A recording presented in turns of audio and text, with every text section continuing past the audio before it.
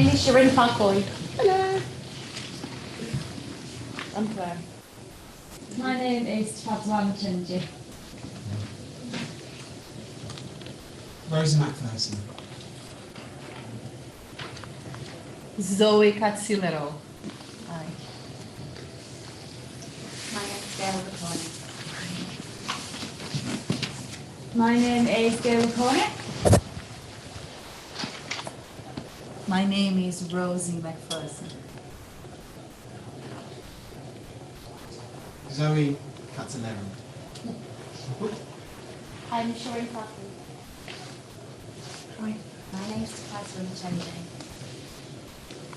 My name is MigMat20. Rosie McPherson.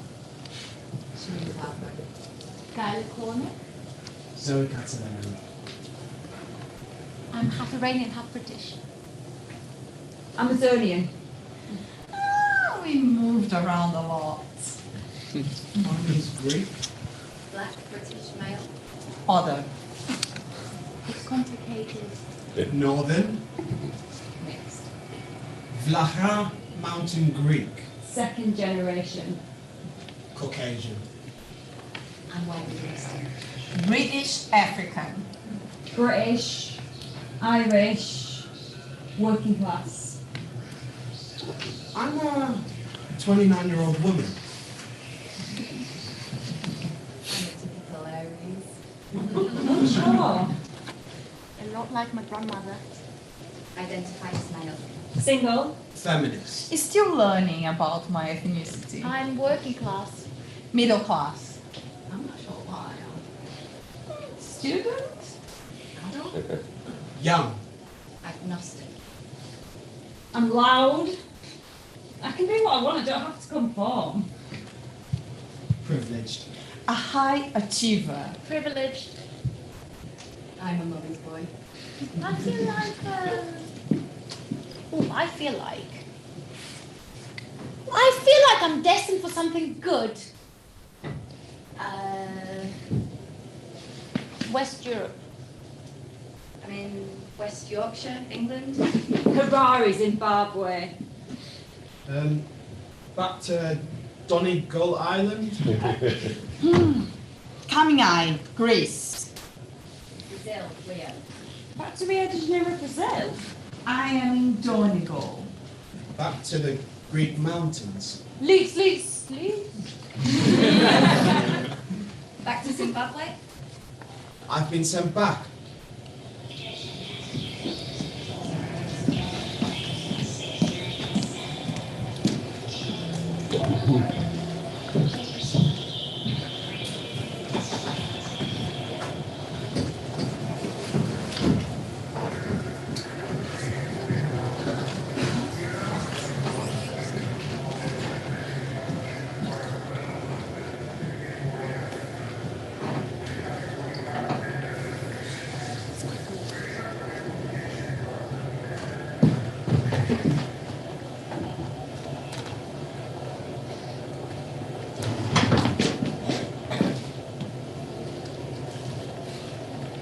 That final flight.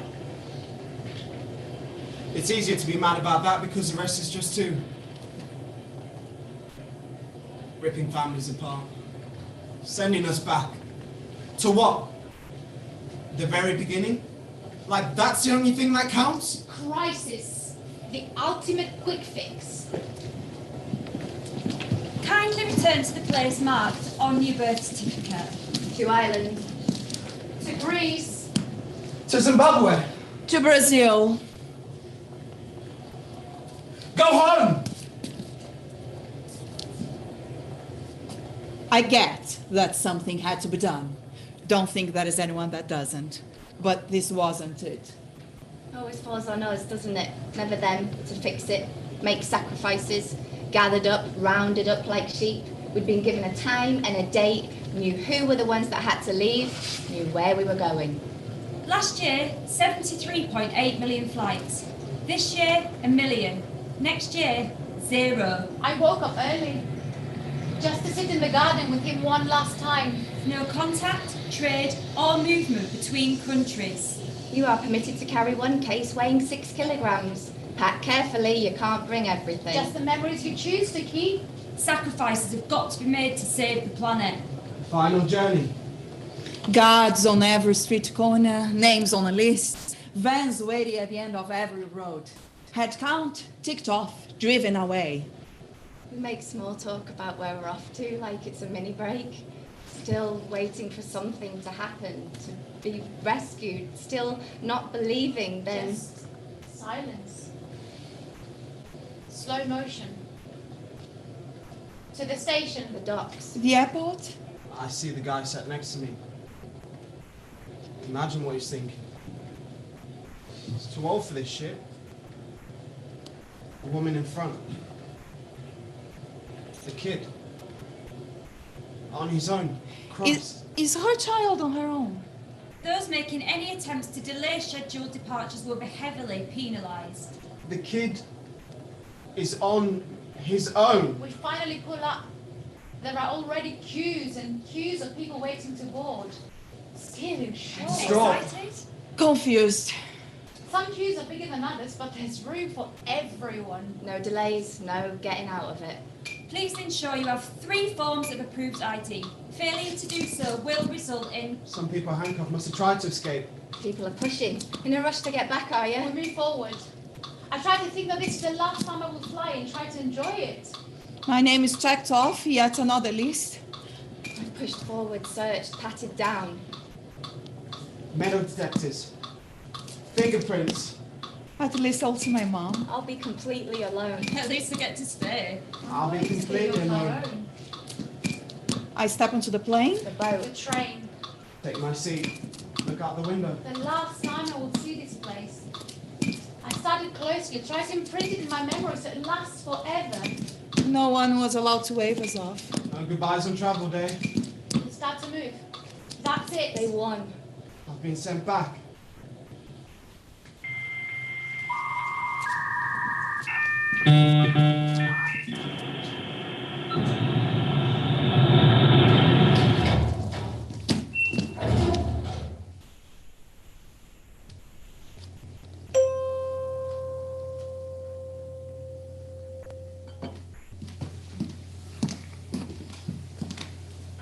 Welcome back to England, everyone. My name's Shireen. I work for the Settling In Committee and I'll be your transition guide. So any questions or concerns you've got regarding your resettlement should be addressed to me and I will happily help. We do understand this will be a stressful time for a lot of you. I'm second generation myself, so I'm the only one in my family who was actually born here. So I'm the only one with the right to stay.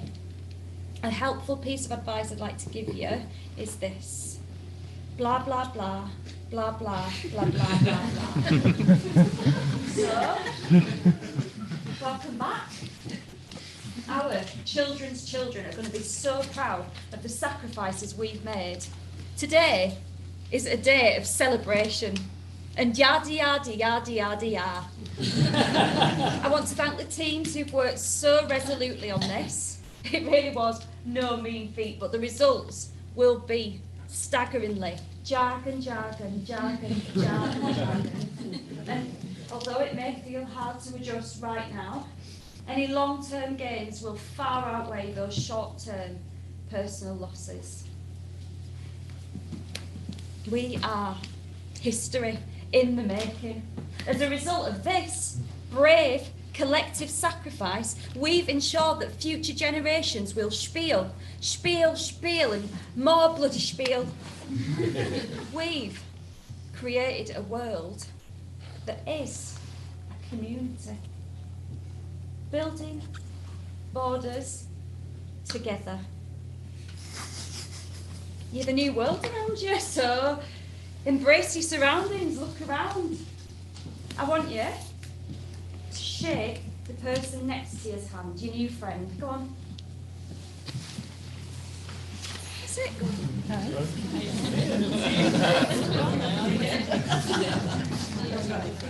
Wonderful.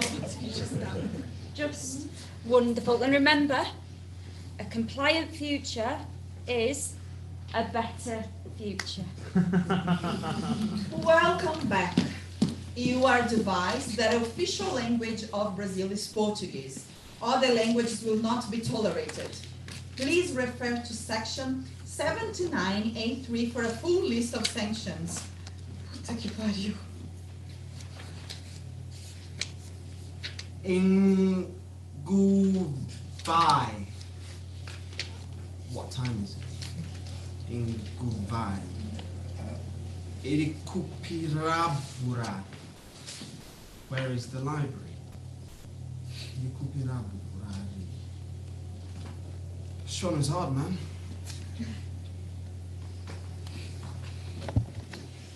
Kupi McDonald's. I'll definitely need that one.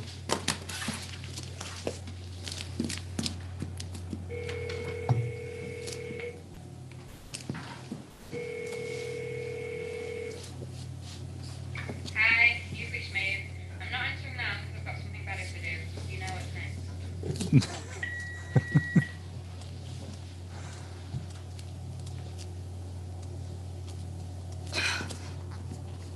I used to have one of those scratch maps. Do you remember them? Pictures of the world, and you would scratch off places where you've been to, and it would give you a fun fact about the place. Did you know that the croissant was invented in Austria? It's true, I know. And here in Greece, as well as inventing little things like philosophy, democracy, theatre. You're very welcome. We're also the proud inventors of the vending machine. Originally made to dispense holy water. Refreshing. Accept, reject. It would have been such a simple and important thing to fix, but it never changed. The map is wrong. Completely out of proportion.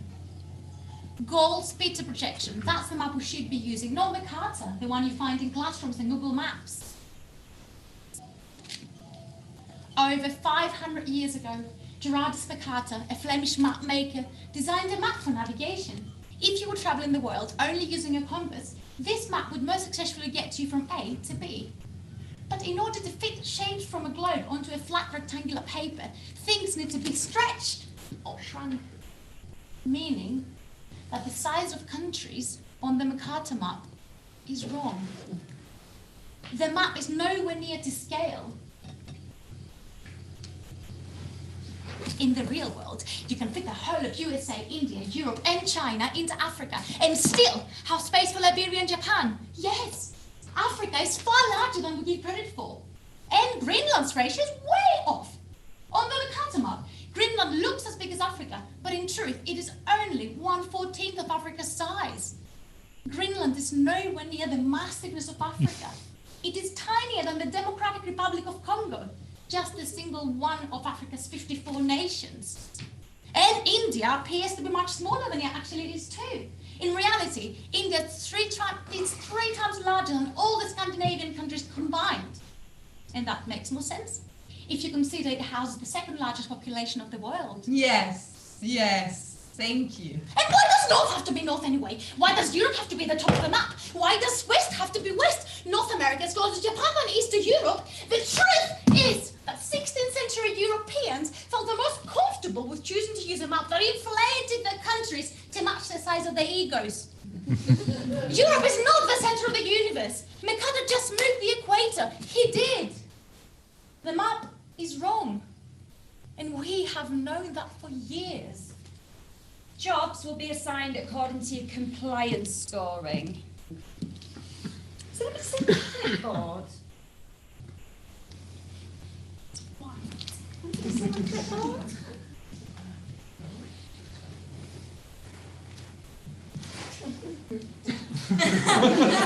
That's it to me. Very good. I should remind you, behaviour is being monitored throughout your transition. What was I talking on about? Scratch maps. I'd scratched off places in every continent. I was working on completing it. I mean, I know some places were unrealistic, but I was getting there. If I'd known this was would have held on to it. Show my children one day. It's probably worth a fortune now.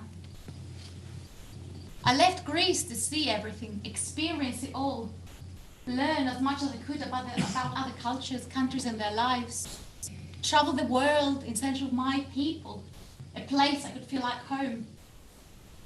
It took years of searching, until finally I found what I was looking for in Glasgow. First, so it was to the steeples, Ramelton, County Donegal, Ireland. Then, so then it was 19 Hermitage Road, London, Finsbury Park. Don't know what the postcode of that one was.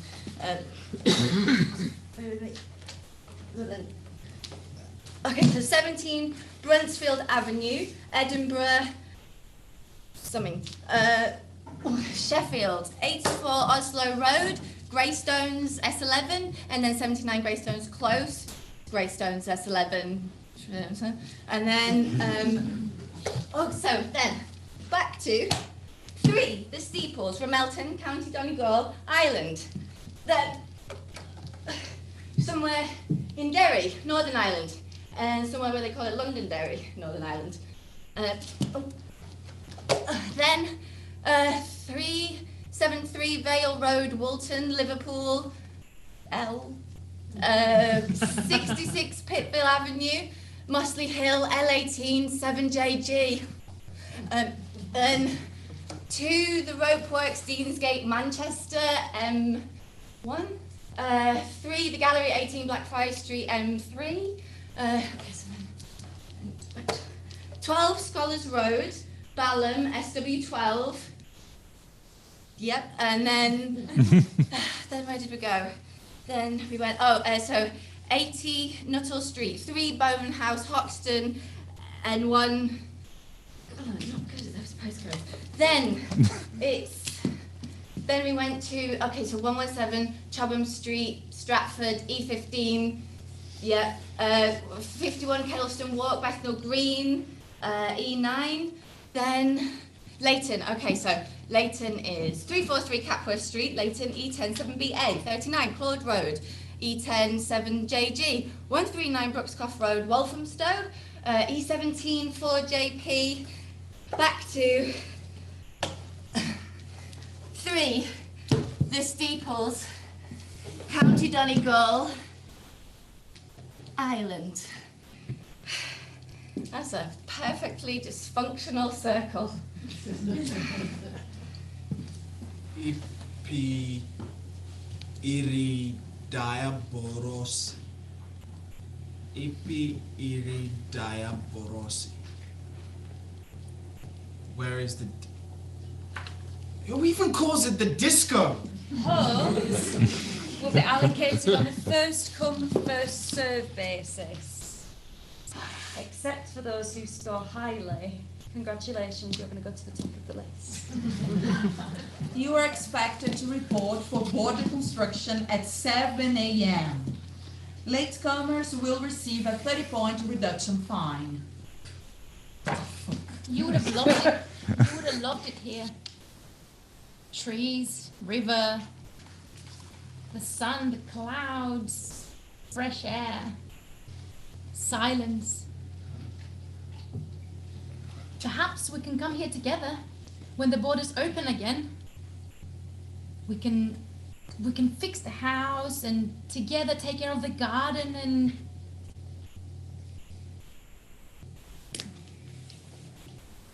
How are you? I wish I could hear your voice right now. Mulipis.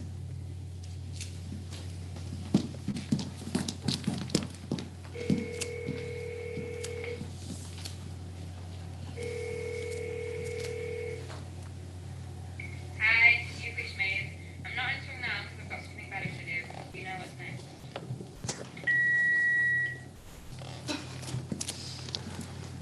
My first time in London, I spoke only 3 words of English.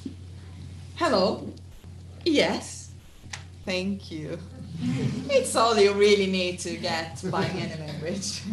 With me, I had 2 friends from Brazil. Between us, we speak 7 languages. English, obviously not included. Never seemed important. We had an interview for our first job in an Irish pub / cocktail bar. We said yes to everything. We had to. It was one of the only words we knew. Just want to check you understand what I'm saying. Yes. It's important that everything is clear. Yes. Thank you. Great. Shall we get on with it? Yes. Can you make a cosmopolitan? Yes. A pina colada? Yes, yes. A Guinness? Yes. No problem. We start tomorrow. Disaster. Wrong beers to people. Couldn't make a black Russian. Broke glasses. Broke the whole bloody bar. We were crying, devastated. We needed the job. What now? Mehmet says, "You're back tomorrow." Yes? Don't know anyone in Zimbabwe. I don't speak the language. I don't remember a thing about this place. It's too hot. I'm sweating all the time. There's nothing to do, no one to talk to, no one to listen to. Although your sexuality is currently legal, hate crimes remain high in your country of origin. So caution is advised. All right, I'm going. You don't need to touch me. Did you know, in Rome and Paris, they have banned lovers from touching padlocks and bridges because their weight is destroying them.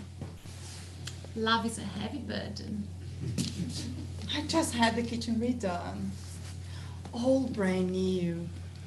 The sink, beautiful blue tiles. Garden fence. I put the wood myself and hammer it down with my own hands. I miss my hair conditioner. The park opposite can see the whole of London from the top. The hills, my books. Hannah, she was the first person I met when I arrived. My friends, my people, not having to pretend. Brazil is so far away from love is love. My wedding dress, my leather trousers. I looked really hot in those. I did. My jewelry, my job. I saved goddamn lives. Elena. I miss hearing people say sorry all the time. Excuse me. Oh, sorry. Oh, gosh, so sorry. Oh, love. Oh, God. I'm so sorry. Taking the piss, jetting off on their fancy holidays, using up whatever's left on their gap year, ruining it for the rest of us.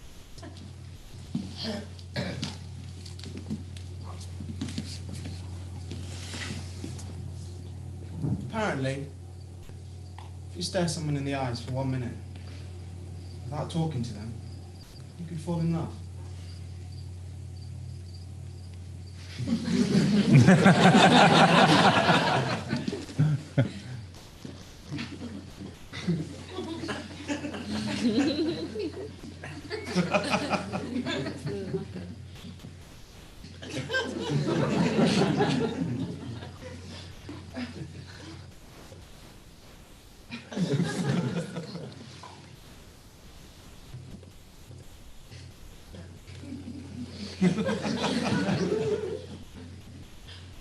Well, apparently. Did you know that in Glasgow, the subway is a circle. It goes around the whole city in half an hour. You can never get lost. Round and round and round, till you find yourself again. Which is lucky, because they talk so fast, there's no point asking for directions. Once, I was at the supermarket. The Willard of the till says, "I win for healthiest big shop of the week." I was like, "What do I win?" He laughs and says, "Chips!"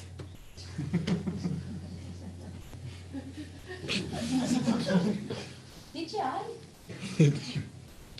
Oh, dinner can. I'm okay just now. I love that they are just now at the end of everything.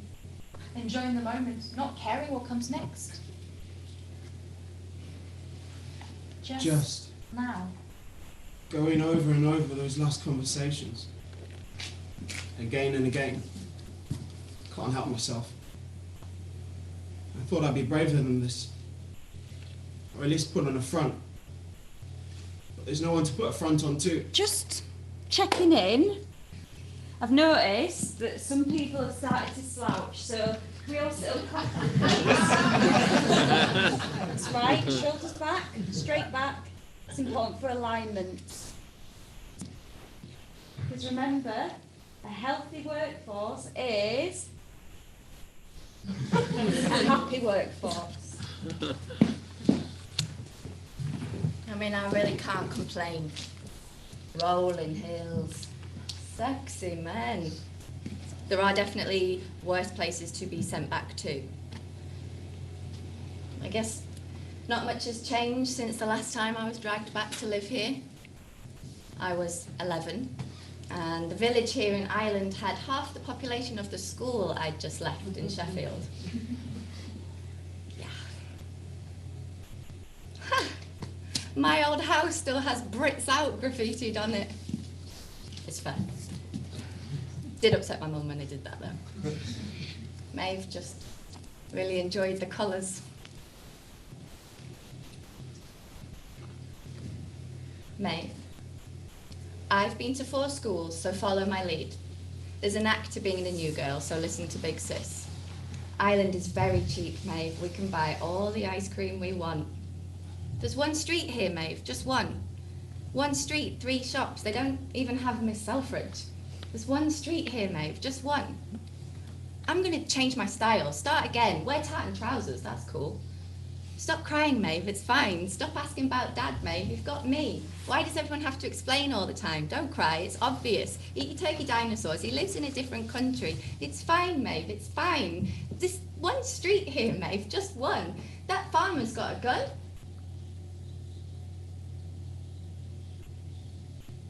I've got a stunning view of the border wall from my window. Idiots running that thing. This one guy's taking his job way too serious, grabbing his rifle like it's his... Why would I have my papers on me? No, don't touch me. I mean, he can do his job without putting his hands on me, right? And then he's all like, less of the attitude. I said, I'm not giving you attitude, sir. Can't I just go for a nice polite walk and explore my new surroundings? No, that's all I was doing, bit of sightseeing. Oh, lovely bit of border wall, that. Oh, look, a soldier with a gun. Nice big gun, that. How am I supposed to know it's the law now? You change it every 5 fucking minutes. I have them, they're back in my case at accommodation, I can get them. I'm just having a look around. I'm new here and the wall is on my doorstep, so I just wanted to see. And she does it again. What's this guy's deal? Look, mate, don't touch me. I've got cousins on the other side. I'm not supposed to be in Ireland. I'm British. This whole thing, funny story, just an admin error. Yeah, imagine. I'm supposed to be on that side. I see his hand twitch towards his gun. What is going on? All right, okay, I'm sorry, I'm going. It's just, I've got no one. What am I supposed to do? No one would have to know. You could say I attacked you. And border construction commences at 7 a.m. Trespassers will receive a 30-point reduction fine. Copy McDonald's. Copy McDonald's.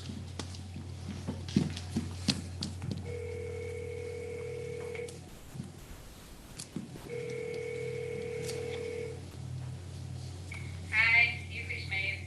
I'm not answering now because I've got something better to do. You know what's next. Did you know ότι υπάρχουν περισσότεροι μικροοργανισμοί μέσα στο δέρμα σου από όσοι άνθρωποι πάνω στον πλανήτη? Any questions? All still with me? Great.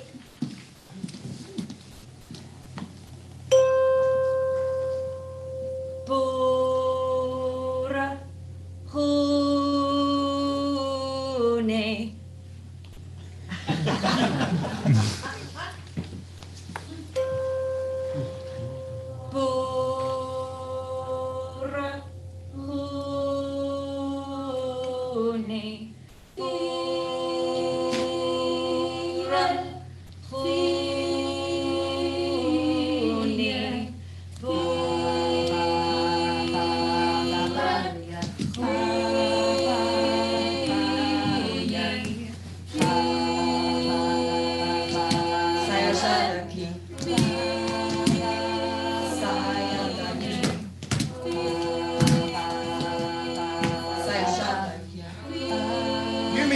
paragraph 276, ADE, 112, but failed to meet paragraphs 267, AD, 11356, with further reference to paragraph DLT, PT, chapters 135, DLT, RTP, chapters 1356 and 276 CE.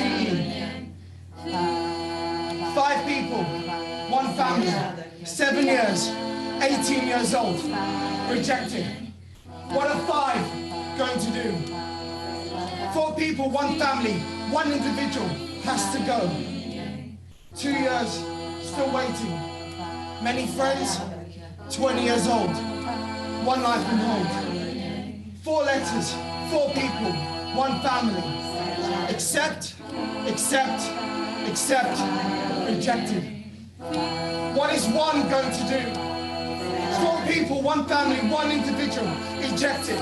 You meet paragraph 276, ADE, chapters 113, but failed to meet paragraph 267, AD, chapters 1356, with further reference to paragraph DLT, PTR, chapters 1356, DLT, PTR, chapters 1356, and 276 CE. You meet paragraph 267, ADE, but failed to meet paragraph 267, AD, with further reference to paragraphs DLT, PTR, DLT, PTR,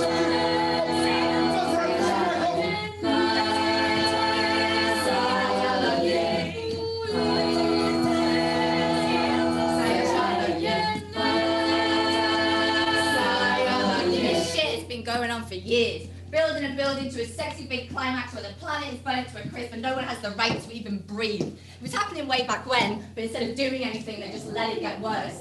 Arguing online, retweeting bollocks that wasn't even true, signing online petitions. Meanwhile, the protests got smaller and less people voted. We were at a turning point. It could have gone either way, but people just got sad and tired and lazy, couldn't keep up with all the hate flying around, figured they wouldn't be alive when the shit really hit the fan, so they just forgot about us, their children's children. People of history? Fucking lazy. No wonder we're in this mess. Can you just close that window? It's complicated, isn't it? Of course it is. Loads of different opinions flying round, back and forth debates, arguments, attacks, round and round, never ending, never agreeing, never getting anywhere. Something had to be done. And I like that. People who would do us, just see through the popularity and get the job done. And actually, most of my job now is therapy.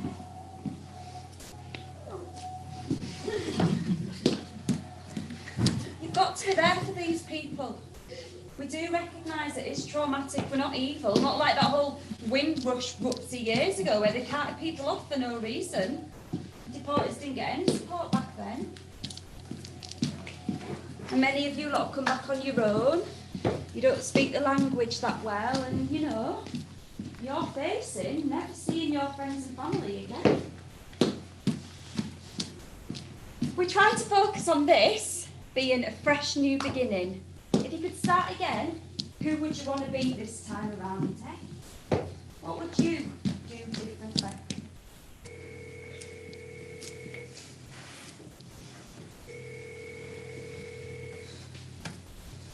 Hi, you've reached me.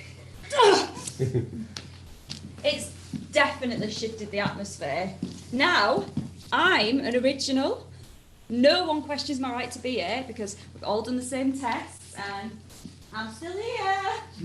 I don't get anyone shouting at me to go back to where you came from because they know I was born here. I'm undeniably British. No one asks me where I'm really from.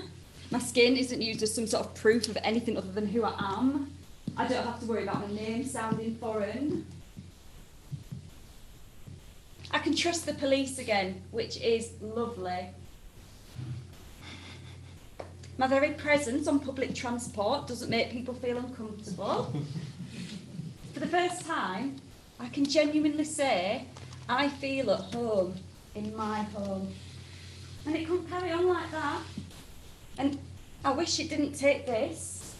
People are in a lot of pain right now, but if we can all come together and support each other and support each other's transition, then yeah, things can get better.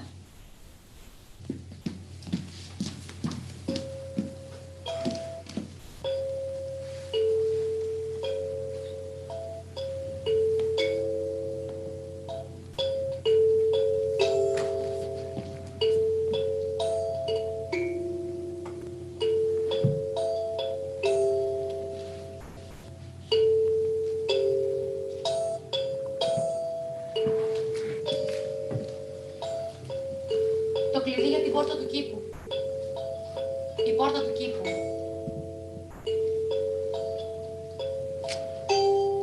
Συγγνώμη.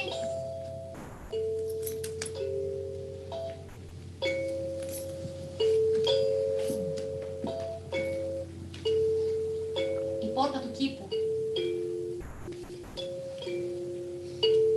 Το πέτρινο σπίτι πάνω στην πέτρινη σκάλα στα αριστερά.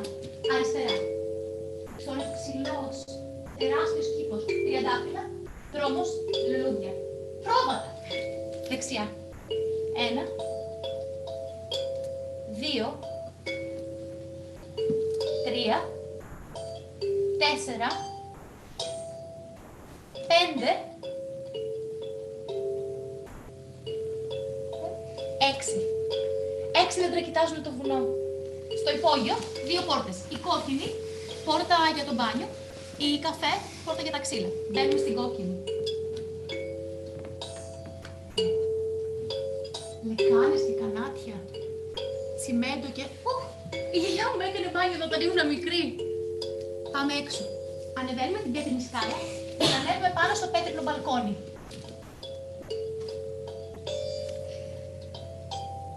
Η θεία μου κάθεται σε μια ξεφτισμένη καρέκλα. Είναι πολύ γερασμένη. Η πόρτα του σπιτιού. Έτοιμοι. Τεράστιο πέτρινο στούντιο. Ένα παράθυρο, μία ντουλάπα με βαριές κουβέρτες, ένα μόνο κρεβάτι, 2 διπλά κρεβάτια, άλλο ένα διπλό κρεβάτι, άλλη μία ντουλάπα με βαριές κουβέρτες, το τραπέζι της κουζίνας με ένα πλαστικό δωμάτιλο. Το τζάκι, η ασπρόμη φωτογραφία της γιαγιάς και του παππού.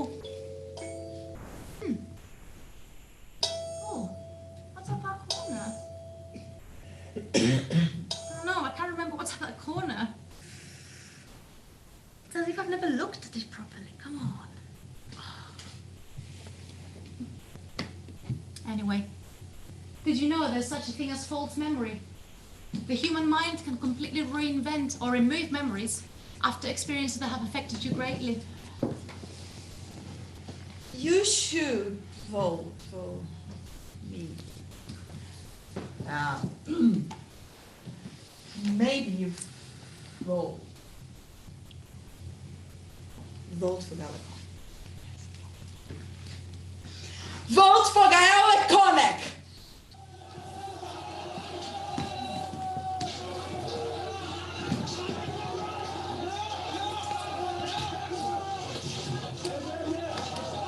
There's anger here. Maybe fear too. Don't need to understand the language to see that. Mum always used to speak about Zimbabwe. Never really paid much attention because it was her thing. Mum, what would you say? Tafadzu, Uyakuno. I left Zambia when I was small.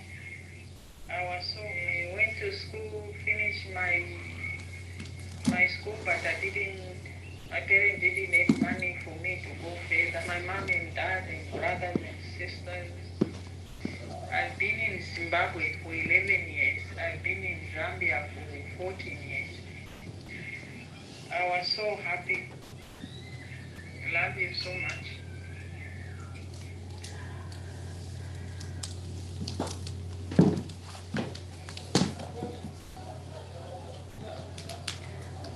First time I arrived back in Rio, I see they have taken down the fencing built around the slums to hide them from tourists. Maré on full display. Don't have to shield the world from our problems now. Even less incentive to solve them too. But the people that grow up in favelas, they aren't trying to escape. They want to rebuild, to improve, to heal what's already here. And that's what I have now, community.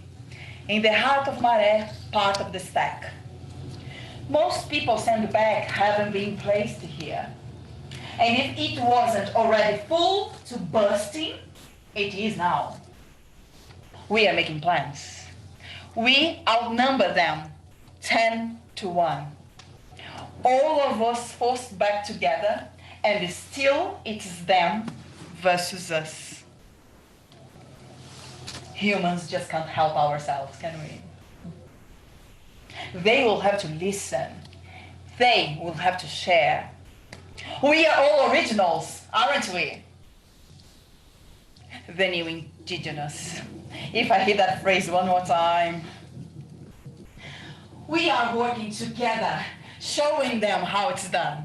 I'm not opting out just yet. We can change things from within if we speak for ourselves. A woman hasn't run for the council for years since the last assassination. Until now, until me. Things cannot continue the way they are. This is a fucking war zone, and they did this. Now it's time to stand for ourselves and demand for dignity and safety. We need to make it clear in no uncertain terms that we will not be intimidated. The treatment of its people says a lot about a society. What do we want to say about ours? They packed us off here, and now half the territory is a no-go zone. To protect who? We're not animals. They knew what this border would mean. How do we want to be remembered? A kid throws a stone and a soldier can retaliate with bullets. What future are we fighting for? If those are the rules, this planet isn't worth saving. We need to send a message. I can assure you, I'm British. I can assure you, I'm British. I can assure you, I'm British. I don't speak the language. I can assure you, I'm British. I don't speak the language. I can I assure don't. you, I'm British. I don't speak the language. I don't. I'm British. I don't speak the language. I don't. I don't speak the language. I don't. I don't speak the language. I don't. I was not born here. I don't. I was I not don't speak born the language. here. I don't. I don't speak the language. I don't. I don't speak the language. I don't speak the language. I am all these many things.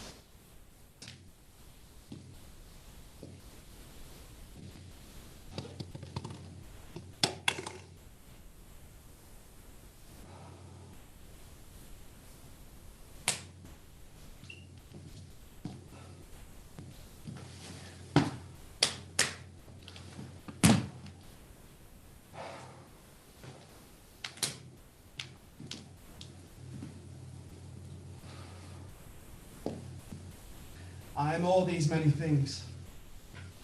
The days that pass me by. I am my accomplishments and most of my mistakes. I am my familiar life, my friends, my work, my fight. I am all my dreams and fears, entitlements and wants. I am gentle, loud and kind, angry and polite. I am you, born to another life, another space and time. I am all the things I want to be, and none that you decide. Is everyone okay? You look a bit confused, sir. Oh, it's okay. It's okay to feel confused. And actually, while we're on it, yeah, I'll come to your question in a minute. This clearly isn't working, is it? Any of it. We need to start again. Fucking reboot. Threatening us with prison sentences if we dare try and make contact. Give a shit. I'm cooped up on my own anyway. Torturing innocent people because we won't just sit back and have our lives destroyed. Are you kidding? No. I'm willing to go down as the person who said no and fucking meant it. I'm willing to sacrifice everything if it means that families are reunited. I am. We get one life. They don't define who we are. We do. Who are they to tell us how to live this life? This isn't my home. Why the fuck do I care what happens to it? Vote for Gaiola Konek! Can we have the back? Yes, thank you. Vote for Gaiola Konek! Let's make this the home we deserve. No, I'm afraid I haven't got time. I've got all the things to get through. Just because I don't have the solution, all the answers, doesn't mean that we don't have the right to challenge.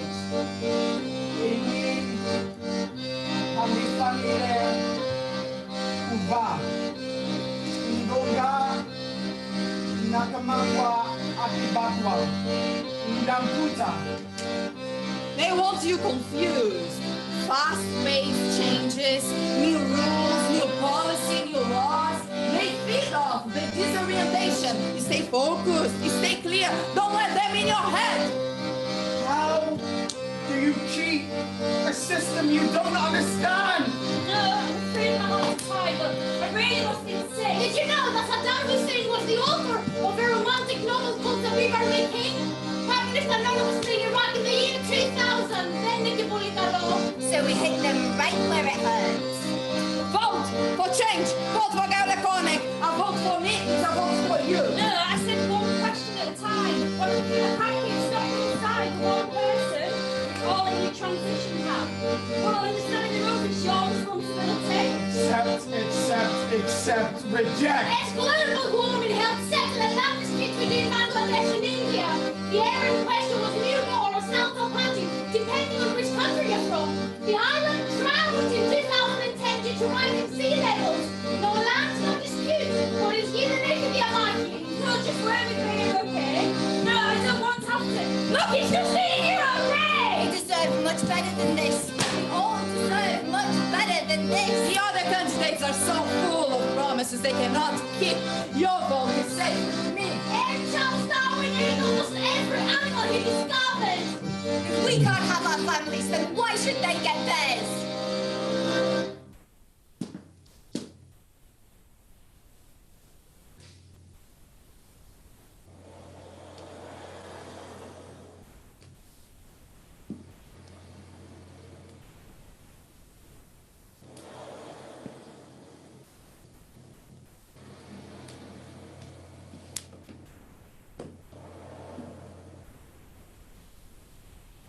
They have this phone in Japan called wind phone. Phone of the wind? Where mourners could leave messages for the friends and family that died in this big earthquake in 2010, 2020. This guy set this phone box up on the top of a hill to deal with his own grief, and then loads of other people started coming to use it. I travelled for miles. Well, it's got me thinking about what I could do to help. New arrivals and originals. Everyone's lost someone. Some have lost everyone. It is hard not being able to communicate past the border. It does seem unnecessarily cruel. We're not stupid. Everyone knows it's one rule for us and another for them. Like, we can't be trusted. Did you see that leaked photo of the Prime Minister skyping his wife in Germany? I never really thought about politics until I saw that picture. It's people just making it up as they go along, isn't it? And why is it on us to suffer the consequences of their actions? I didn't dig up all the oil. I respected the water ban, everyone I know did. I took this job because I wanted to make this hard, awful thing we all had to do a bit easier. Bring us back together after in some way, because this grand plan of theirs, it didn't really consider the aftermath, did it? It didn't think people's lives. It was always going to be travel, movement, migration, wasn't it? Always the easiest one to blame, the great compromise of the left and right. Stop global warming with cold, hard borders, all climb back in our stupid bloody boxes and pat ourselves on the back. I miss my mum. What am I meant to do with that? That's why this phone thing. They've got this suggestion box in the office, and I think I'm going to put it forward. Do something good, because this isn't what I thought it'd be.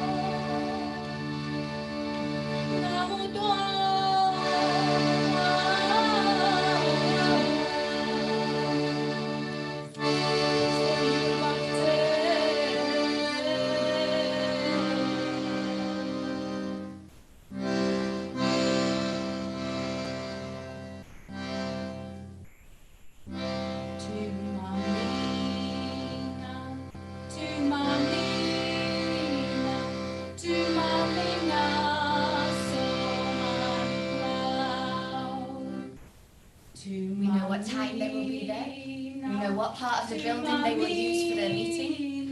We know security stations and patrol points. And we all know what type of person they are more likely to stop and check. They say I have come back looking only for glory. That I left Brazil before, so given half the chance, I would do so again.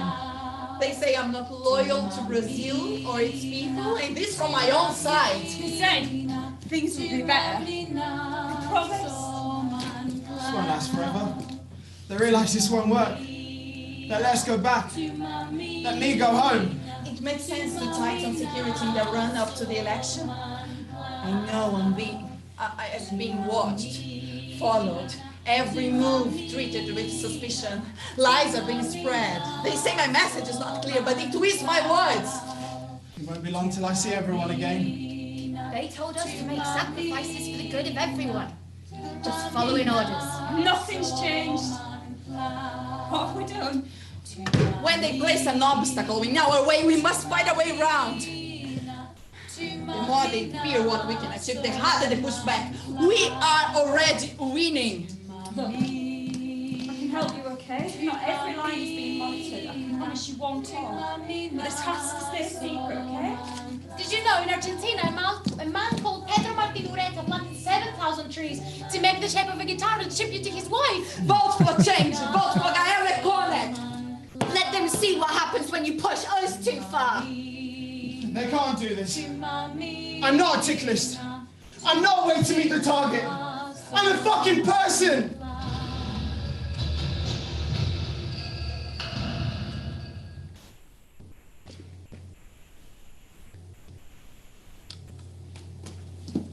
Shall we all just take a breath?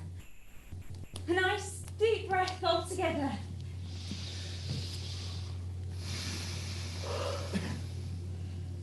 Lovely. Just lovely. Everything's fine.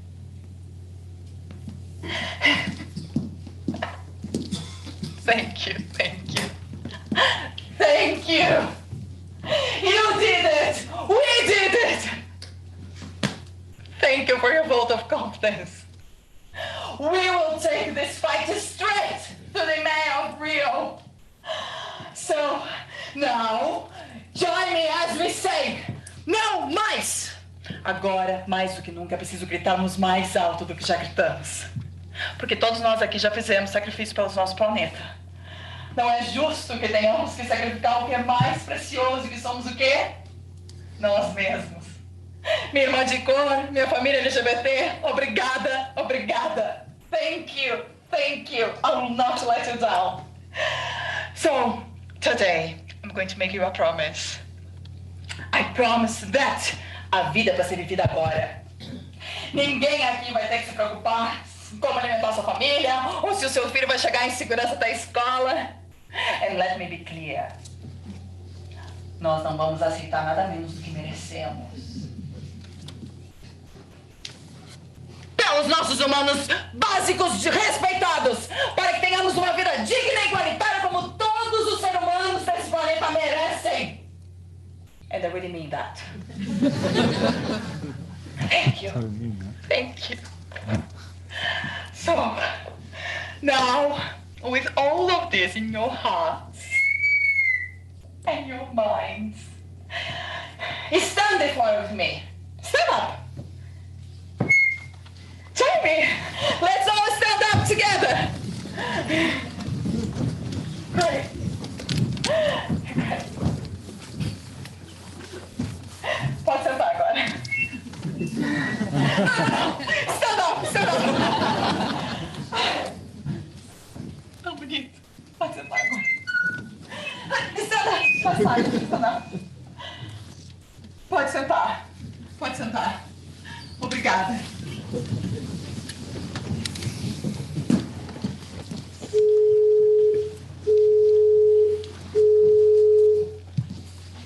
Hello, the Settling Committee, how can I help?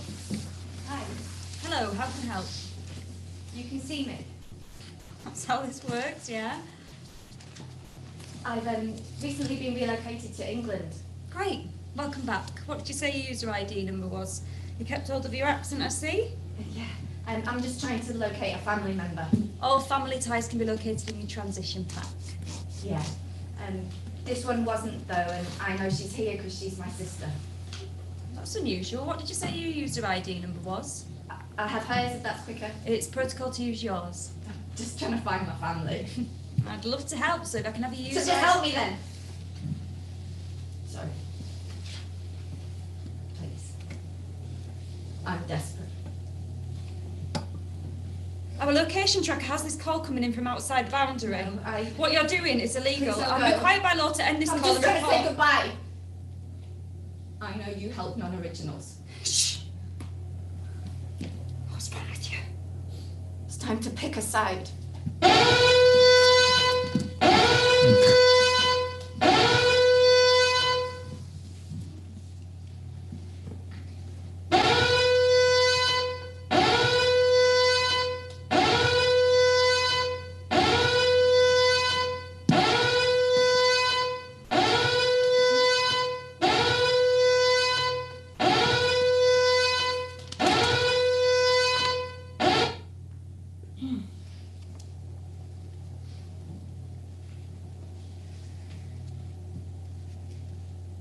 It is with deep regret that I address you now. It was never my intention to deceive you. All of my actions have always been with your best interests at heart. I was not born here in Rio de Janeiro. I don't want to do this.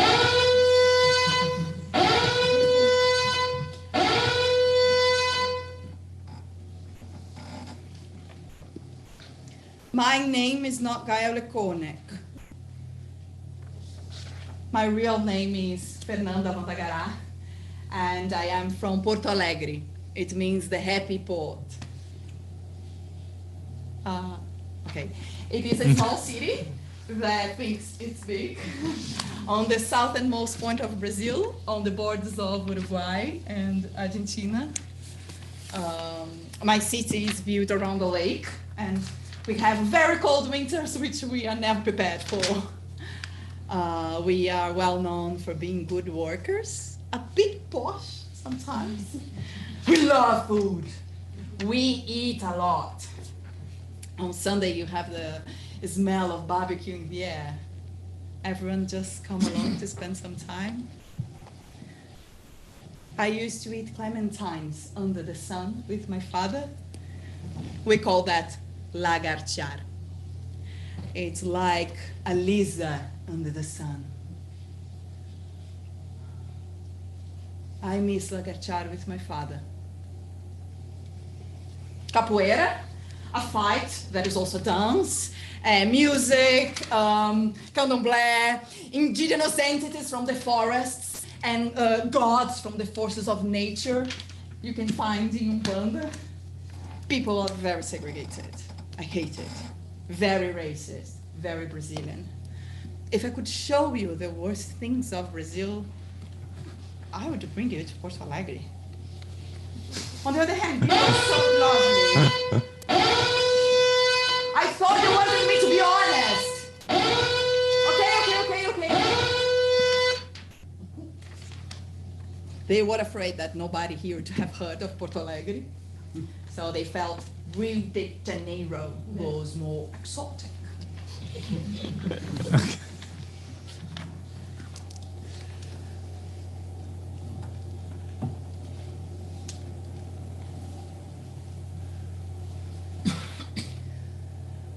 There is a hierarchy in place, and I was under instruction to portray myself in a different way, in a different light.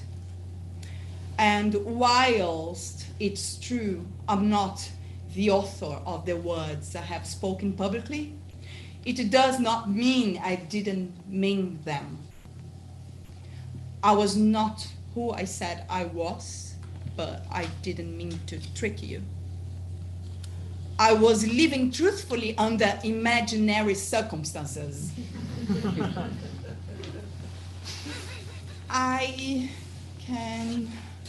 You may feel it was an attempt to manipulate your understanding of a reality. I can just apologize for breaking your trust and for any offense I may have caused.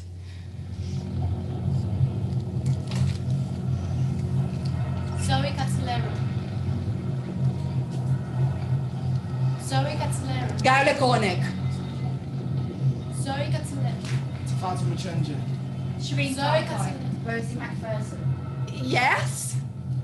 Of course, you want. Of course, you want. All Of course, you want now. No. Yes, and in both passports. Now about that. Zimbabwe, but England, Yorkshire. Greece.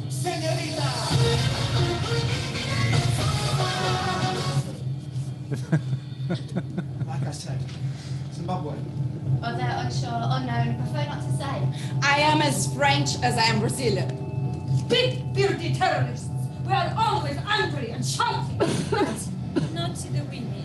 We walk 6 paces behind the men and we never speak. And we all love kebab. Kebab.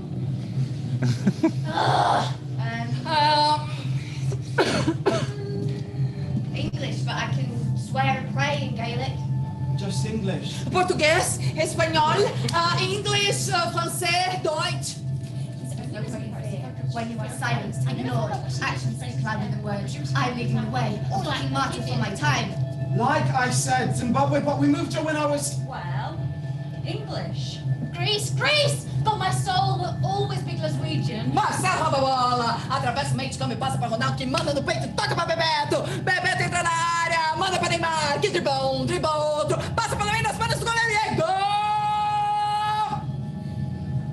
Yeah, both my parents are Iranian, but I thought this was about where we were born. Letterkenny University Hospital.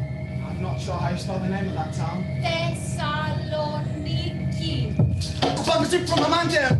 See the pics on the scrambling. I got past for days and my beats are sick. I got fresh cups and a ready bit. Qualifications? I've got 2 degrees. I'm not sure if it's internationally recognised. Bachelor of Science, Master of Arts. Duke of Edinburgh Award, Rodden.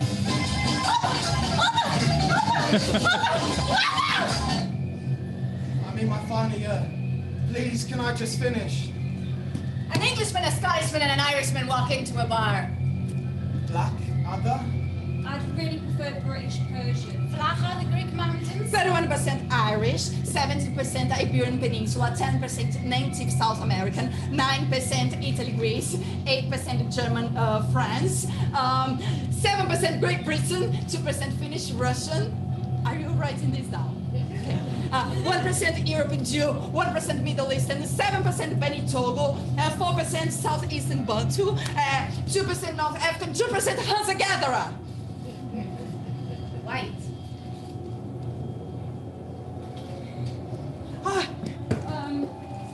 I've got 2. Remember when we could choose?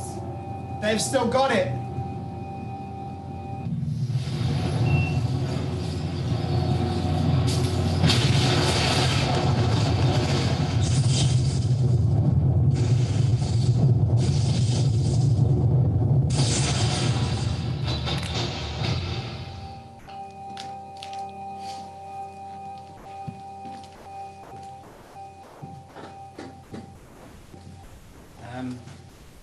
I was born in Zimbabwe, and from there we moved to South Africa when I was 6 months old, from which we moved to England when I was 12, on a highly skilled migrant visa, meaning Britain wanted what my dad had. I don't remember any of Zimbabwe and only specks of South Africa. For most of my life, I've lived in England, on the island. Sorry, the Isle of Wight. It's where I grew up, became a man or whatever. Sound just like you, don't I?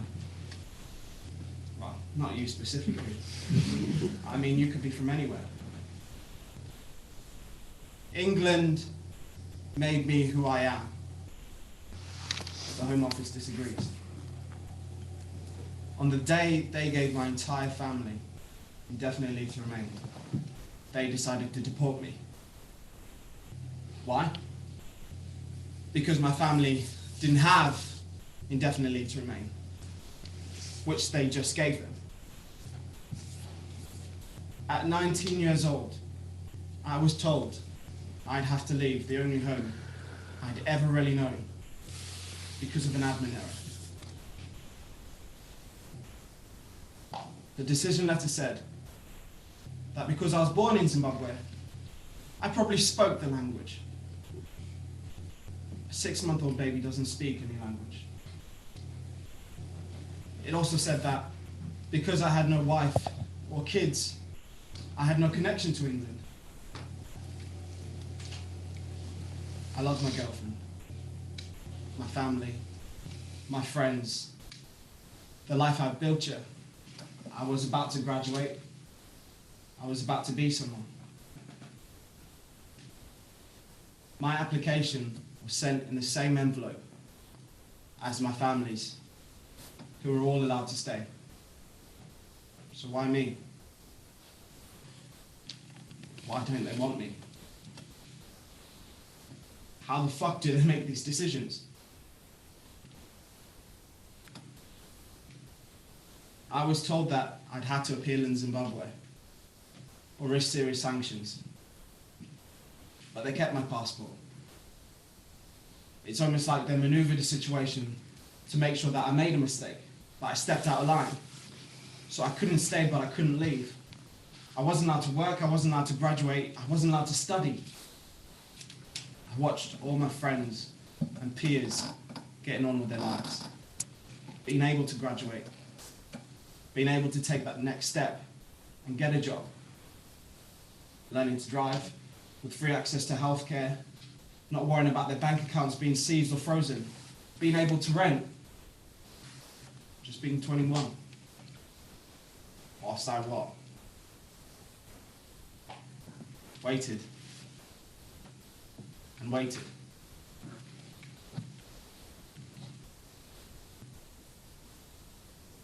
Appealing the decision has taken over 3 years of my life. Limbo. I'm safe now. I mean, I've been given limited leave to remain. But another letter could come at any moment.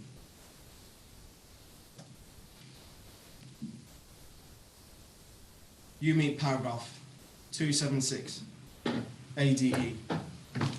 chapters 113, but failed to meet paragraph 267, ADE, chapters 1356. Accept, accept, accept, reject. Why? Why would you? I know it was one of you. I was trying to help you. Did it pay you? Bump you up the list? Have you any idea how much trouble I'm in? What this means for all of us?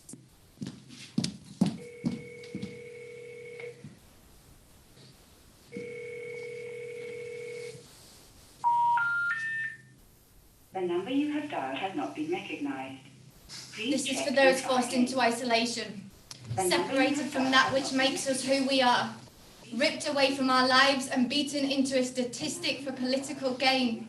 We will not be ignored any longer. What if they made up the rules as they went along?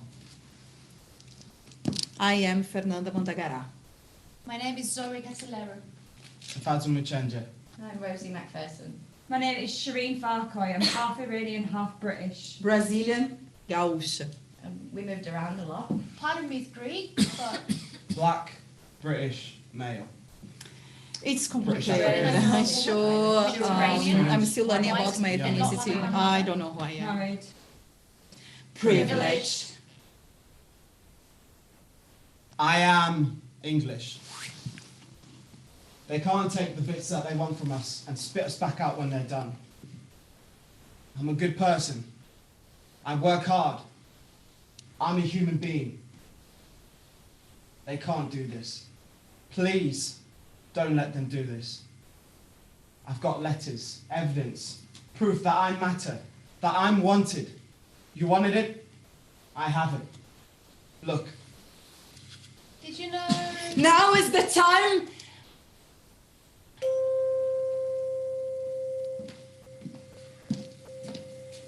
Welcome back to England, everyone. My name's Shireen. I work for the Settling In Committee, and I will be your transition guide.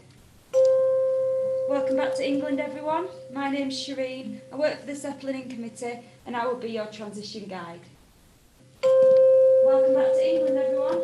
My name's Shireen. I work for the Settling In Committee, and I'll be your transition guide.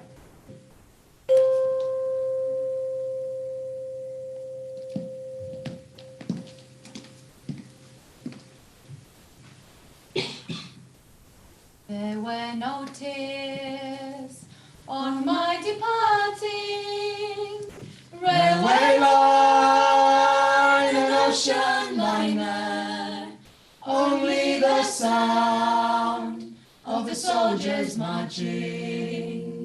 Roll away, Sail away, far away. from mine. There is a place where they will take us. Railway line, an ocean liner. There is a place where we don't need papers. Roll away, sail away, far away. From mine. Far away from mine. Brotherhood and mine. The tenement town that houses many. Railway line, an ocean liner. In many a way, a home to any. Roll away, sail away, far away from mine. I took a job. I took a lover. Railway line, an ocean liner. It was she and I, and 10,000 others. Roll away, sail away, far away. From mine. Far away from mine. Distant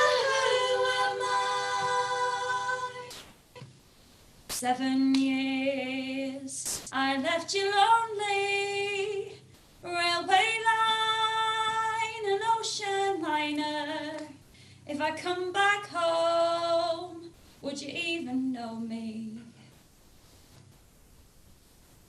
Roll away, sail away, far away from mine.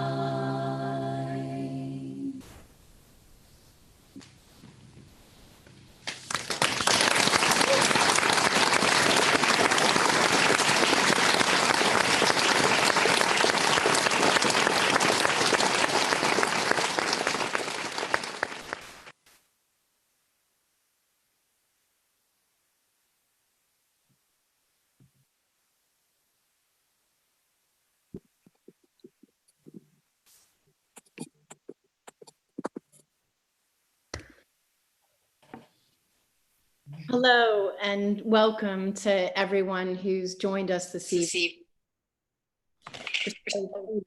Be here during Refugee Week, whatever we call it across the country, whether that be Migration Matters Festival or Coventry Welcomes. We just want to welcome everyone. And I just want to say congratulations to all of the cast and creatives for such a powerful piece. I was surprised by the amount of laughter. It was just so lovely to have that. And it felt like in the beginning, there was quite a lot of that laughter, which was a really nice way to start the evening. And then some of the more serious things seemed to sneak up on us toward the end. And I found that a very interesting structure. For those of you who are joining us, if you have questions or comments, you can place them in the Q&A and we'll pick those up as we go along. So there are no silly questions, no small questions. We're interested in all of your thoughts and all of your questions. So thank you again for joining us. I wondered, going back to that idea of the comedy sort of starting it and then the seriousness sneaking up. I wonder if that was planned. So for those of you who worked on putting it together, it'd be great to hear from you. And obviously, Rosie, I don't know if you want to start, just because obviously with you putting the script together, you might have had more of a handle on that. Well, I would say that this is everybody's baby. Everybody has shaped this and made this what it is. It was definitely a decision to lure people in, get them comfortable, get them falling in love with these people, so that when you bring in the facts of what a situation like this is really like, an audience can really sit with that and understand that more, I think. But also we make theatre, so we want you to come and enjoy yourself, and then we'll twist it a little bit. Yeah, well, I really enjoyed myself, and there were multiple layers, and some of the more dense parts of it where you layered music with text, and I just wondered if somebody could kind of comment on how that layering was created. Hannah? Yeah, absolutely. So yeah, I think it connects well with what Rosie was just saying about we make theatre. So for us, the live experience is what we have to work with. That's the foundation on which we build these pieces of material. So even in the studio when we were working collaboratively, and I suppose the process for us, which feels like a lifetime ago now, watching it back tonight, I feel very emotional thinking about the things that have happened since then, and the resonance that I think some key moments had. But to answer your question, Kim, I think it's about, we were thinking about that live experience all the way through. This was always a piece of work that was supposed to be experienced live. And I think some of those decisions about layering different moments, different languages, different theatrical strategies in the same place is all part of the same agenda to try to create that experience that is challenging, where you're hearing one thing and seeing something else, or where you're hearing two different narratives and you have to try to make sense of what that is in amongst this kind of complex scenario, that this fictional, futuristic, dystopian scenario that we find ourselves in. But yeah, I think it all goes back to this idea of like, what can we do with a live audience to try to make this experience more than just telling a story or a potential story or various stories at the same time. Yeah, thank you. It's interesting. The dystopia probably seems a little closer to home now than when you first started creating it. And someone's written in, Inez, in addition to the layers that you're talking about, I really enjoyed the different languages. I love the Greek speech, even without understanding it, or maybe because I didn't. And I found that really interesting, and there was a choice not to constantly translate some of that language, and it was lovely to hear the different languages. And I just wonder, some of you who were speaking those languages, if you might talk a bit about how that felt to you, speaking a language that people in the audience might not understand.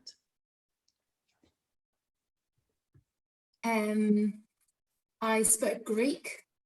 And funnily enough, it always felt like people understood me, even though I knew they didn't. So the audience was so captivated, I guess by words or by the sound of the words, and their attention was so intense that I never felt that I was not understood. Perhaps not in the very conventional way that we mean it, but it felt beautiful to speak to an audience that were really tuning in and being really attentive without worrying about them understanding every word. Fantastic. Sorry. No, I was just going to add, I spoke Shauna, I was trying to speak Shauna, and I think, kind of like adding to what Zoe said, I think the beauty of listening to or watching someone speak a different language and not understanding what they're saying, you kind of fall in, you're forced into trying to understand what they're saying by their movements or by their facial expression. So you get a different level of understanding of what that person is saying. And yeah, that's an element that I thought of why we kind of went down that. Yeah, totally. When I speak in Portuguese, I ask people to sit down. In all performances, people always was sitting down. So it was incredible how people can understand. But to me it was a bit difficult because I was mixing in the same sentences Portuguese, my language, and English. It took me a while to get into it, and it was an amazing experience. And people always got the idea of what I was saying, and the comedy even. It was crazy how people could understand, the meaning of it. Thank you, Fernanda. And someone has a question specifically for you. Why did you mention Gayle LeCornick, also a Brazilian actress like you? Okay, Gayle LeCornick was performing this character. Yes, she was collaborating in the first sharing, and all the text, basically most of the text was created by her with Rosie. Yeah, Rosie can talk better about that because I wasn't there. And for personal reasons, she couldn't be when we opened the show. So I came as an actor to perform her text.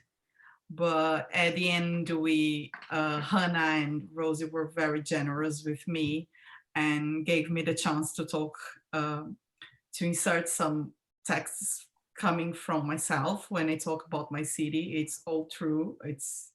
It came from me, written beautifully by Rosie and Hannah. Well, that was a really exciting moment where, because we'd made so much of this is autobiographical and based on the people who are in that room.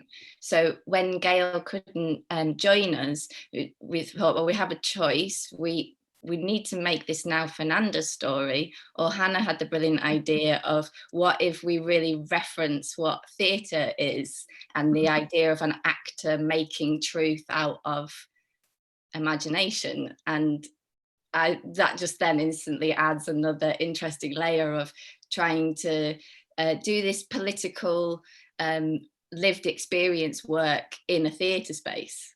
Yeah, and I think it was really clever, really clever.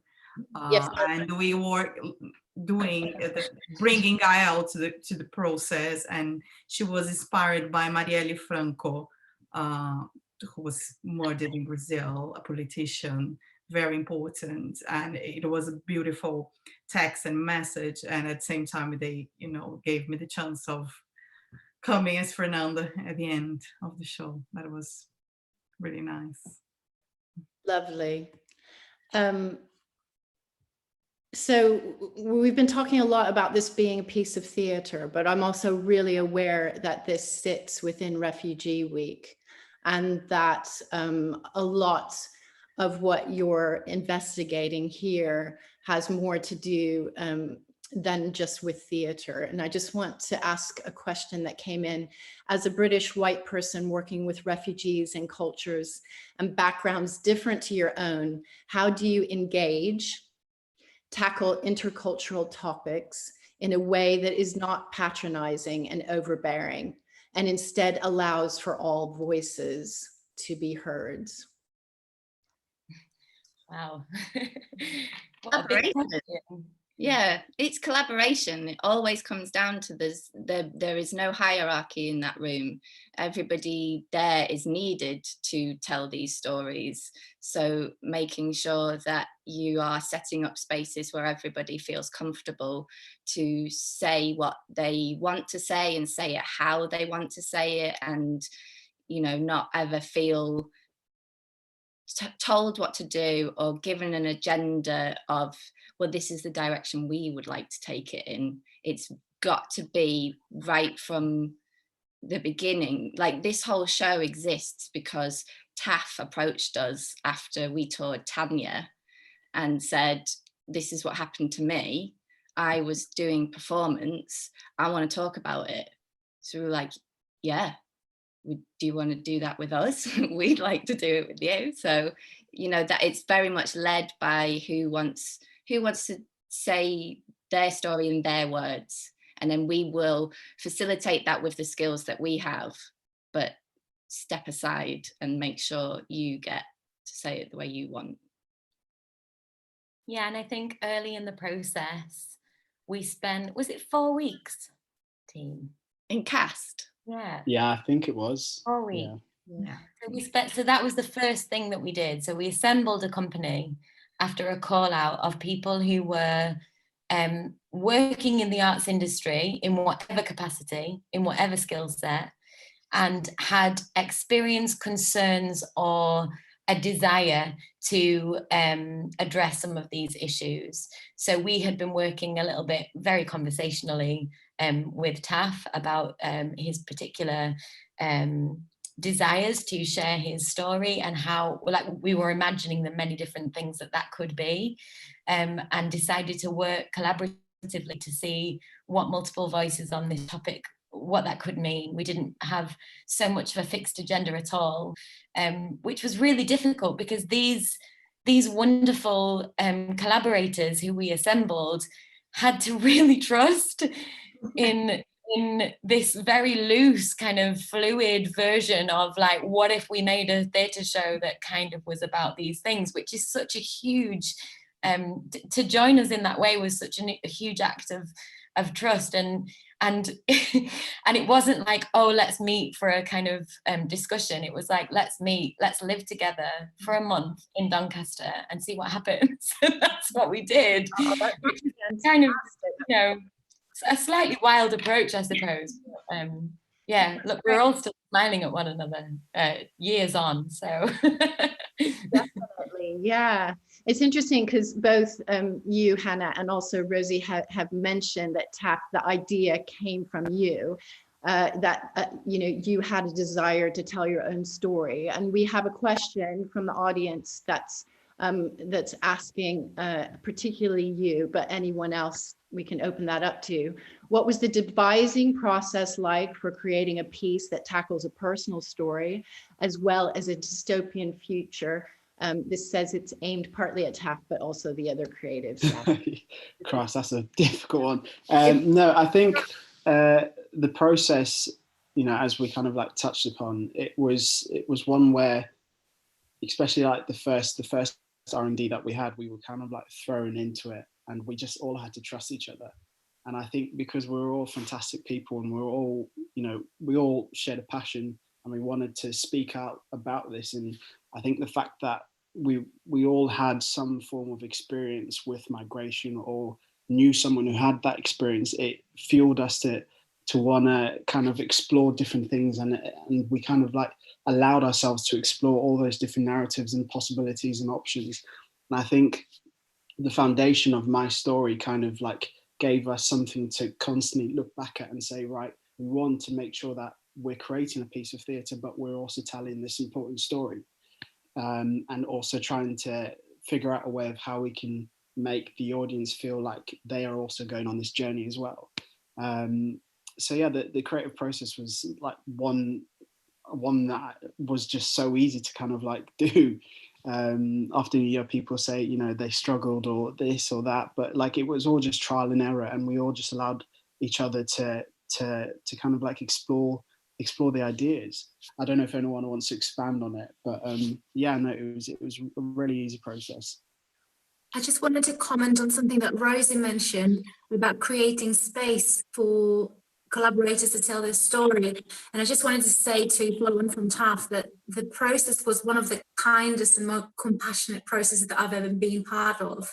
That holding or creating space for people to tell their story was really there. And so the whole process was full of creativity and playfulness and joy. And so none of the heavy stuff was in the process. And then actually I remember us all going and watching La La Land after a rehearsal and just crying. And we're like, why are we crying with this? But it was actually because the process was so beautiful and so calm that nothing was in the way.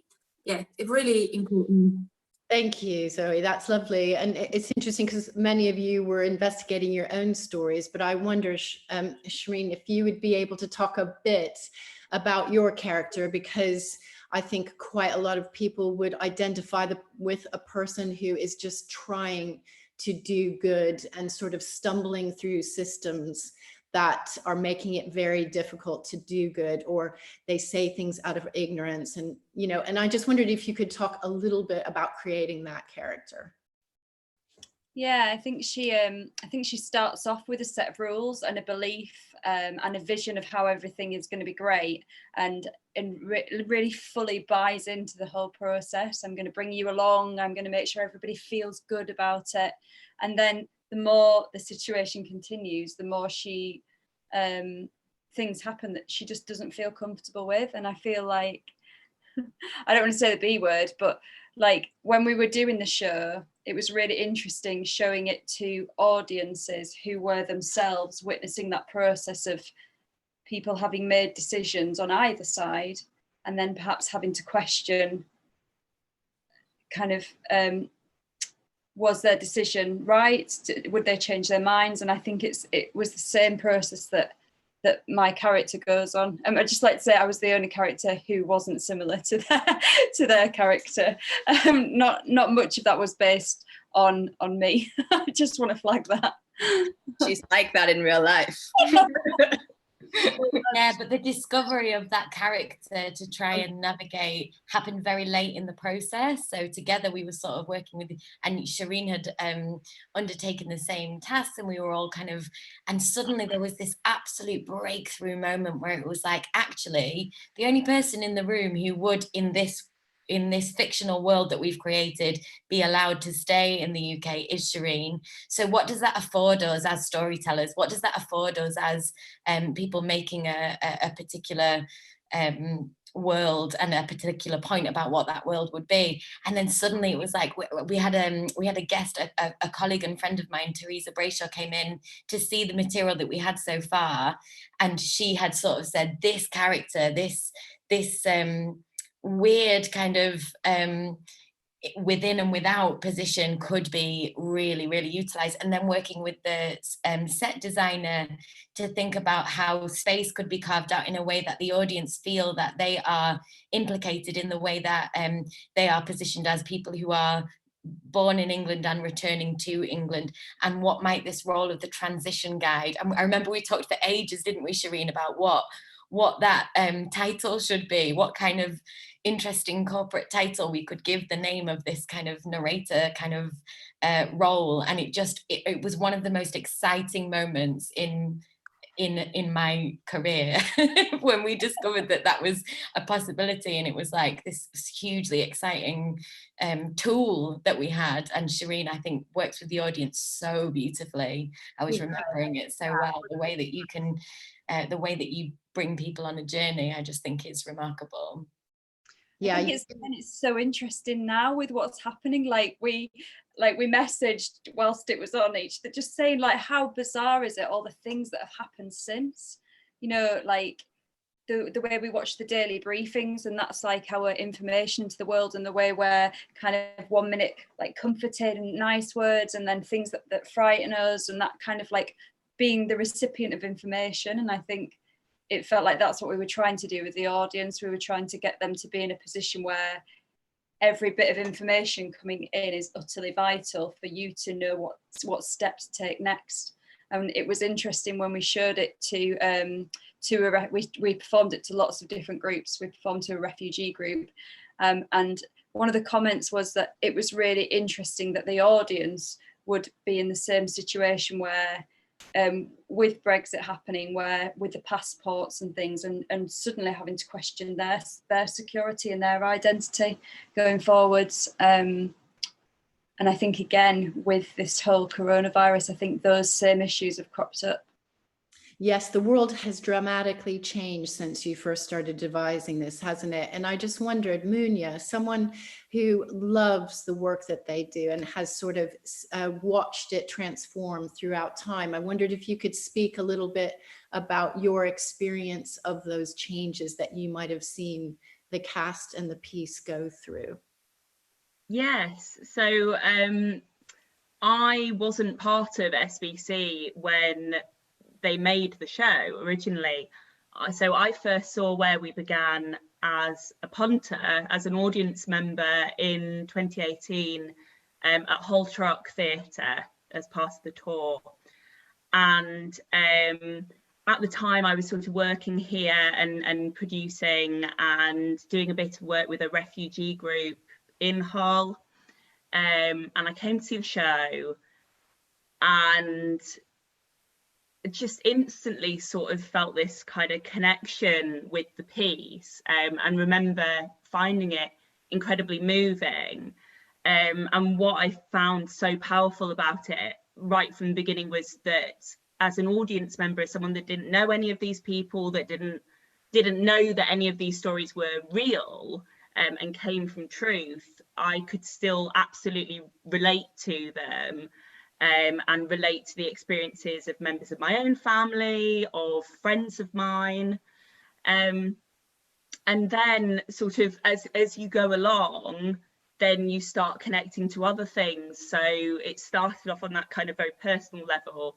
And then I was thinking about things that we've already touched on with sort of 2018 post-Brexit world, things like that.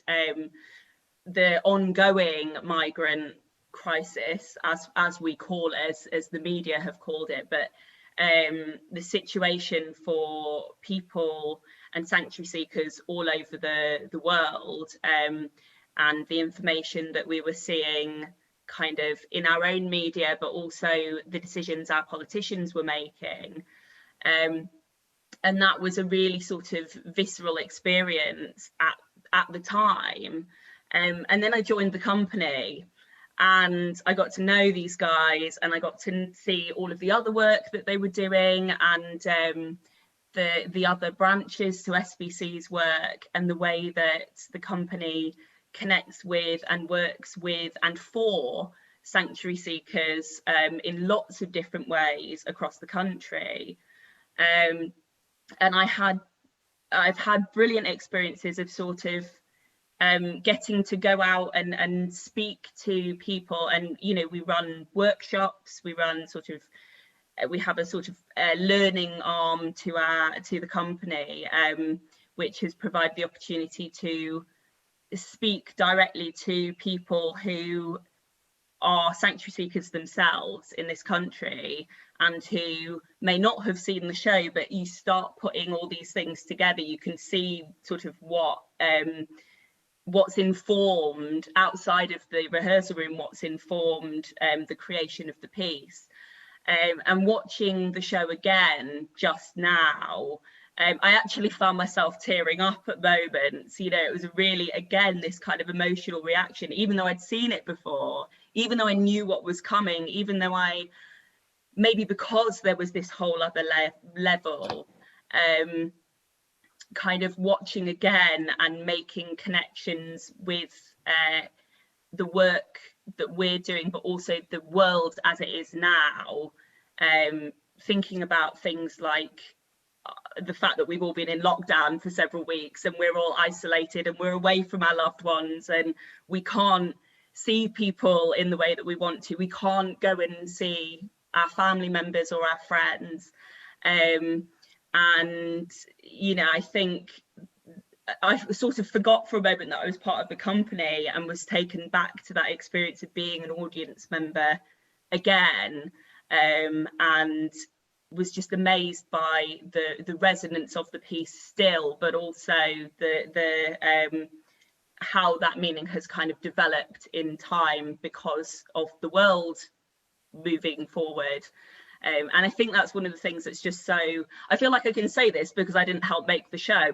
I think that's one of the things that's so powerful about this piece is that it was so of its time, but also absolutely timeless when it was first made 2 years ago, and that still feels the case now, and I'm positive it will still feel the case in 10 years, 20 years, you know, and far into the future.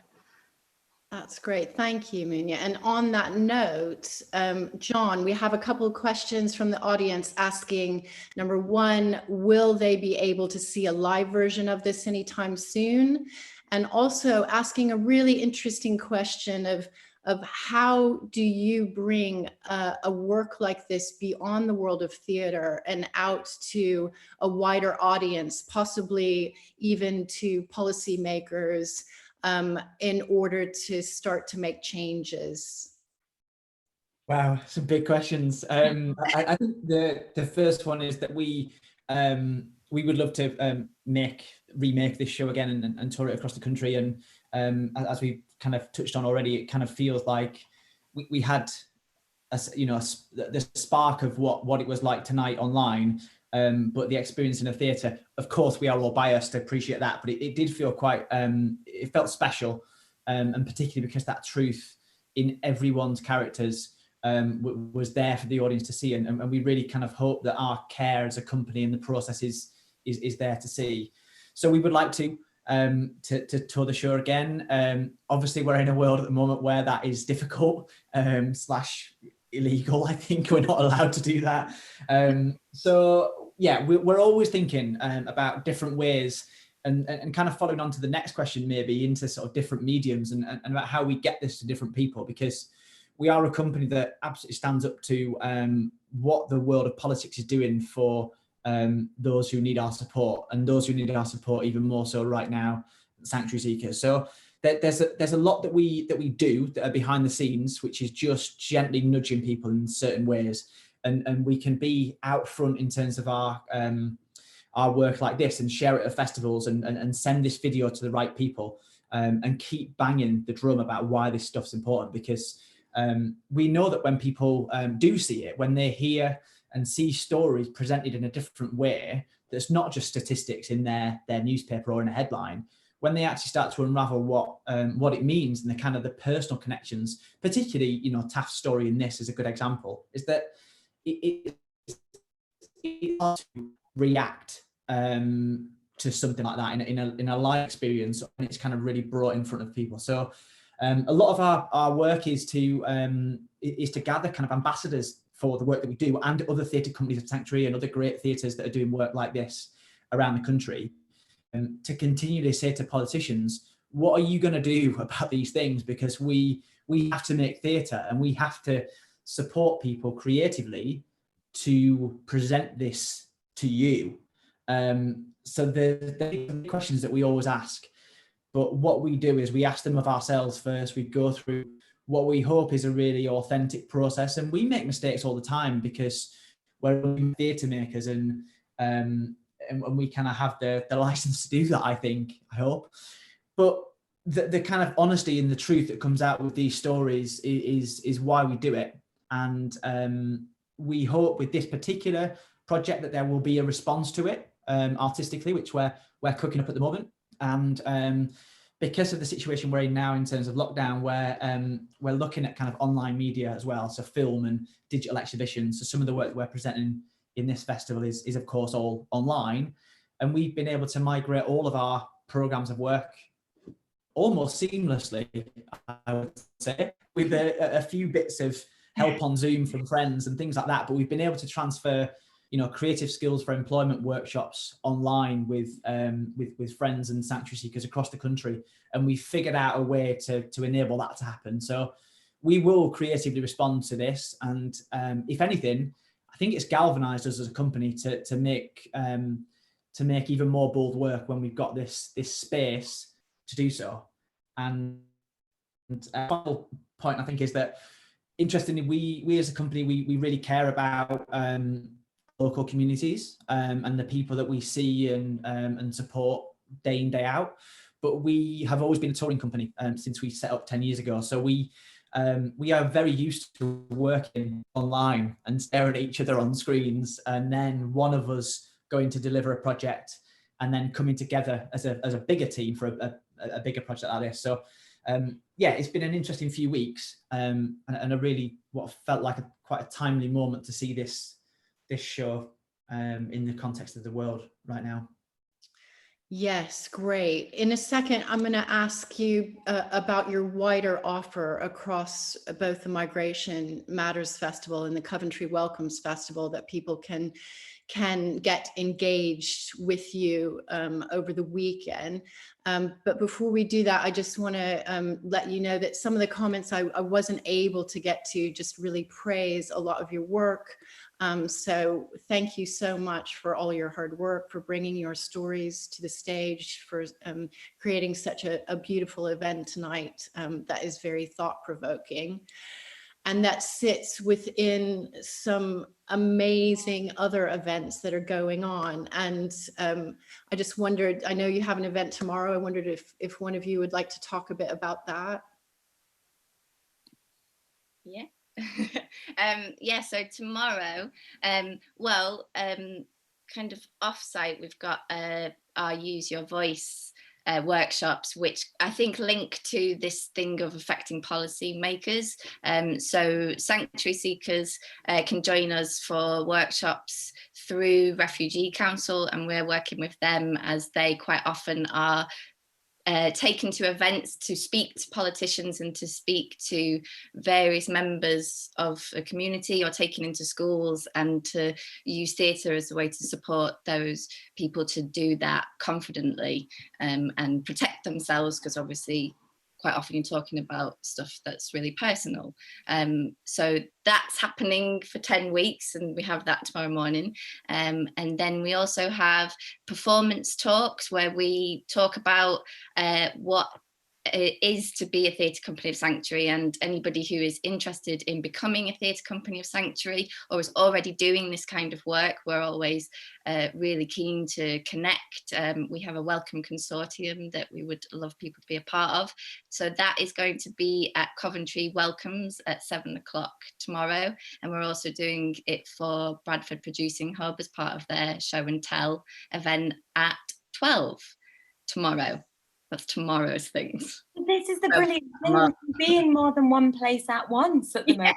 It's amazing. That's great. And I know that you have other events, and if people, where can they find those events? Where's the best place to go to find this? Oh, you have to look at our new website. Very lovely. It's gorgeous. Yes. Shout out to Smart Bander Thank you so much. Yes, go to sbctheatre.co.uk and all our events are there, and anything that you want to be involved in, message us through there or email us at info@sbctheatre.co.uk. And even if you can't be involved, get in touch because we like new friends. That's great. And I know it can be found on the Migration Matters website and also on the Coventry Welcomes website. So lastly, I just want to thank everyone for your time, and especially we want to thank those of you who were able to join us as audience members, and particularly thanks to those people who have typed in questions that have allowed us to have a really interesting conversation. And we'd love to keep the conversation going. So do get, if we haven't managed to address your question in this particular session because of time and because of the conversation moving elsewhere, then please get in touch with us via our social media channels or through our website. We'd love to hear from you always. Good night. Thank you. Thank you. Thank you. Thank you guys. Bye. Happy Refugee Week. Bye.